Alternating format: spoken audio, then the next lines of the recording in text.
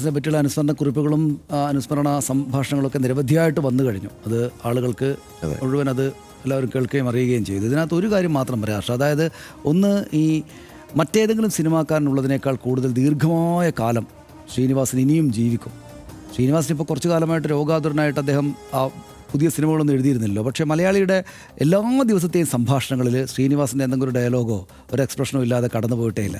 അപ്പോൾ യേശുദാസിൻ്റെ പാട്ട് നമ്മളെപ്പോഴും റോഡിലിറങ്ങി നടക്കുമ്പോഴൊക്കെ കേൾക്കും, അല്ലെങ്കിൽ എപ്പോഴും ഒരു ദിവസം നമ്മൾ യേശുദാസിൻ്റെ പാട്ട് കേൾക്കാതെ നമ്മൾ പോകുന്നില്ല എന്ന് പറയുന്ന പോലെ ശ്രീനിവാസനും അങ്ങനെയാണ്. അതായത് ശ്രീനിവാസൻ്റെ ഡയലോഗ് എവിടെയെങ്കിലുമൊക്കെ ആയിട്ട് കേൾക്കുകയോ കാണുകയോ ഒന്നും ചെയ്യാതെ നമ്മളൊരു ദിവസം കടന്നു പോകുന്നേ ഇല്ല. അത് ദീർഘകാലത്തേക്ക് നിൽക്കും. അത് വളരെ ചുരുക്കം കലാകാരന്മാർ മാത്രമേ ഏതെങ്കിലും ഒരു സമൂഹത്തിൽ അങ്ങനെ ഉണ്ടാവുകയുള്ളൂ.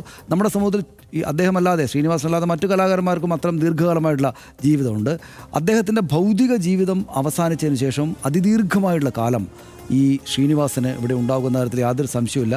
ഇപ്പോൾ നമ്മൾ കുഞ്ചൻ നമ്പ്യാർ എന്നൊക്കെ പറയുമ്പോൾ എത്രയോ കാലം മുന്നേ മരിച്ചു പോയതാണ്. പക്ഷേ ഇപ്പോഴും നമ്മൾ അദ്ദേഹത്തിൻ്റെ പല പ്രയോഗങ്ങളും അദ്ദേഹത്തിൻ്റെതാണെന്ന് അറിയാതെയും അറിഞ്ഞുമൊക്കെ എടുത്ത് പ്രയോഗിക്കുന്നുണ്ട് പലരുടെയും.